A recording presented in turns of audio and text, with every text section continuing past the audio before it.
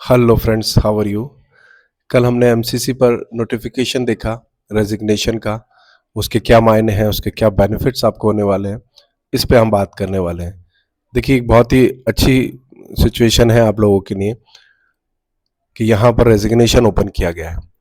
Resignation open करने से आप मान के चलें कि काफ़ी हद तक काफ़ी बड़ी सीट्स यहाँ पर आपकी रिलीज़ हो जाएंगी। उसका कारण ये है कि आईएनआईसीटी में भी जो है उसका रिजल्ट आ चुका है राउंड 2 का, और काफ़ी सारे स्टूडेंट्स जो है वो उसकी तरफ मूव कर सकते हैं। तो यहाँ से सीट्स जो है वो बचनी चाहिए। तो ऐसे बहुत सारे कैंडिडेट्स को बेनिफिट मिलने वाला है।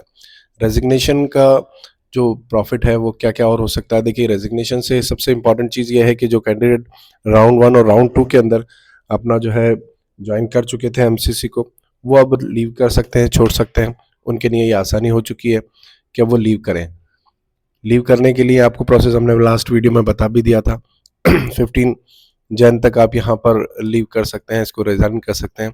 आपकी सिक्योरिटी अमाउंट तो फोरफिट हो जाएगी, लेकिन देखिए यहाँ पर आपको इसका बेनिफिट क्या होने वाला है कि ये जो रेजिग्नेशन से जो सीट्स आपको रिलीज होंगी वो डेफिनेटली आपको नेक्स्ट राउंड के अंदर जो है सीट मैट्रिक्स में आपको मिल जाएगी। तो वो सारी सीट मैट्रिक्स में आने से बहुत सारे कैंडिडेट्स को बेनिफिट होने वाला है, क्योंकि बहुत सारे कैंडिडेट जो है वो यहाँ पर राउंड 1 की और राउंड 2 की सीट्स को होल्ड करके बैठे थे, और वो अब अपने स्टेट में चले जाएंगे। तो डेफिनेटली वो आपके कंपटीशन को काफ़ी हद तक कम कर दें। इसी तरह से आईएनआईएससीटी में भी आपका जो है राउंड 2 का रिजल्ट आने से और काफ़ी सारे कैंडिडेट जो है वो यहाँ पर एमसीसी में जुड़े हुए थे और वो यहाँ से अब लीव करना चाहते हैं, क्योंकि वो वहाँ अगर जाना चाहेंगे तो वो जा सकते हैं। और आपकी यहाँ से सीट्स डेफिनेटली, अगर वहाँ देखिए 1500 के आसपास सीट्स वहाँ पर हैं, उसमें से अगर 1000 भी लीव कर जाते हैं एमसीसी को, तो आपको इसका बेनिफिट मिलने वाला है। तो रेजिग्नेशन के लिए जो लोग रिजाइन करना चाहते हैं वो सोच समझ के रिजाइन करें, क्योंकि रेजिग्नेशन का जो इंपॉर्टेंट पार्ट है, अगर आप उसी कंडीशन पर रिजाइन करें कि आप इससे बेटर सीट्स वहाँ आपको मिल गई है। क्योंकि ऐसे कैंडिडेट जिनके पास सीट्स है वो अगर रिजाइन कर रहे हैं तो सोच समझ के, और बहुत ही इंपॉर्टेंट पार्ट है ये छोड़ने के लिए, तो आप ये देख लें कि आपको क्या स्टेट में इससे बेस्ट ऑप्शन मिल रहे हैं, तो आप यहाँ पर रिजाइन कर सकते हैं, रिजाइन करना चाहिए। या बेस्ट ऑप्शन आपके वहाँ बन रहे हैं तो आपको रिजाइन करना चाहिए, क्योंकि अब अगर एक बार आपने यहाँ से एमसीसी को स्टॉप किया, रोका, तो आप यहाँ पर जो है वो अगेन एंटर हो सकते हैं अपनी जो है फीस को सबमिट करके, और दोनों जगह पार्टिसिपेट कर सकते हैं, दोनों जगह कर सकते हैं। यहाँ से आप अपना यहाँ से रिलीज होकर आप राउंड 3 के अंदर स्टेट में भी अपना पार्टिसिपेशन कर सकते हैं, और राउंड 3 में आप एमसीसी में भी कर सकते हैं। ये लेकिन ये उसी कंडीशन में कर सकते हैं जब आप वहाँ पर कहीं भी किसी पे ना स्टेट के अंदर कोई सीट को होल्ड किया हुआ है और ना ही यहाँ पर। तो बेटर ऑप्शन के लिए आपको ये मिल गया है ऑप्शन रेजिग्नेशन का, तो रिजाइन आप करें यहाँ से उस कंडीशन में कि आपको यहाँ स्टेट में बेस्ट ऑप्शन मिल रहा हो। अगर आपके पास यहाँ रेजिग्नेशन स्टेट में ऑप्शन नहीं है तो आप वहाँ रिजाइन ना करें। तो बहुत सारा यहाँ पर जो है सीट्स ओपन होने वाली हैं एमसीसी में। जैसे आईएनआईसीटी में भी इस कैंडिडेट जो है उसका भी रिजल्ट राउंड 2 का आ गया है।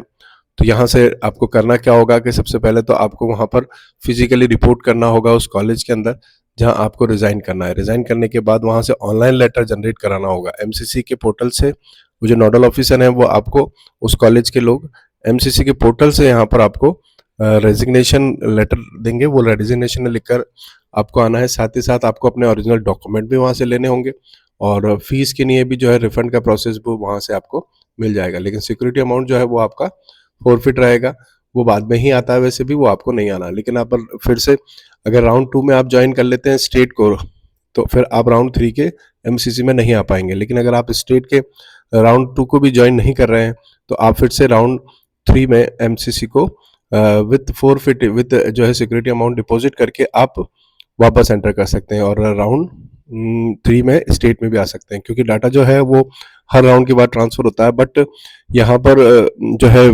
विदाउट की जो सिचुएशन है वो केवल राउंड 3 में ही होती है। तो राउंड 3 में जहाँ अगर कैंडिडेट अगर ज्वाइंड है तो वहाँ आपको चांस नहीं मिलेंगे, यानी कि उस कैंडिडेट को अब जो है वो मान के चलें कि वो यहाँ पर किसी एक ही जगह पर रह सकता है। अगर उसने स्टेट में ज्वाइन कर रखा है तो वो एमसीसी में नहीं जा पाएंगे, और अगर एमसीसी में वो ज्वाइन है तो वो स्टेट में नहीं जा पाएंगे। तो ऐसे कंडीशन में आप अगर अपना जो है सीट को छोड़ देंगे, सपोज करते हैं कि आपने एमसीसी को भी छोड़ दिया और स्टेट में भी ज्वाइन नहीं किया, तो आप राउंड 3 में स्टेट में और एमसीसी में दोनों में एलिजिबल रहेंगे, आप कर सकेंगे। और लेकिन ज्वाइन आप एक ही जगह कर सकते हैं, एक जगह ज्वाइन करने के बाद जो है स्टेट वाले अगर एमसीसी में आपका आ जाता है और एमसीसी को आप किसी राउंड 3 में ज्वाइन कर लेते हैं तो उसके बाद स्टेट का जो रिजल्ट आएगा उसमें आपको वहाँ पर नहीं लिया जाएगा, क्योंकि वहाँ से डाटा ट्रांसफ़र होगा और वहाँ आपको वीड आउट कर दिया जाता है। तो सिचुएशन के अकॉर्डिंग आपको पूरी आप ध्यान देना होगा। राउंड 3 जो है वो बहुत क्रूशियल राउंड है, और अगर आप किसी तरीके की हेल्प चाहते हैं तो हमारे जो है इस पे कमेंट कर सकते हैं, और हमारे मोबाइल नंबर जो है 9829437037 पर जाकर आप देख सकते हैं, कॉल करके बात भी कर सकते हैं और मैसेज डाल सकते हैं इस पर। तो हम आपकी जो भी पॉसिबल हेल्प होगी वो करेंगे ज़रूर, और आपको बहुत ध्यान देना होगा, लेकिन आपको परेशान होने की ज़रूरत नहीं है। अभी जो वेटिंग टाइम चल रहा है अच्छा है, इसमें जो है कुछ सीट्स भी इम्प्रूव हो सकती हैं, और यहाँ पर सीट्स रिलीज़ होने की सिचुएशन भी बन रही है, क्योंकि जो है INICT से भी आपकी सीट्स रिलीज़ होंगी, साथ ही साथ जो रिजिग्नेशन कैंडिडेट करेंगे तो उनसे भी आपको सीट्स मिलेगी, क्योंकि कई ऐसे कैंडिडेट हैं जो दोनों जगह होल्ड करके रखते हैं, तो एक जगह से रिज़ाइन करके भी सीट्स को लीव कर देते हैं।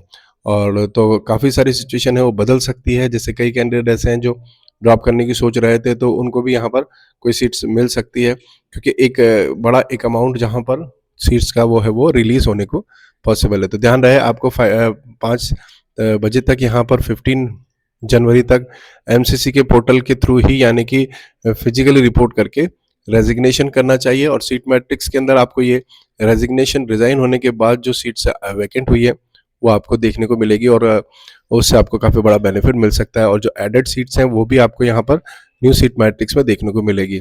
तो इस तरह की कोई भी सिचुएशन है कि नहीं, आप हमारे इस पे आप मैसेज कर सकते हैं, कमेंट करके पूछ सकते हैं।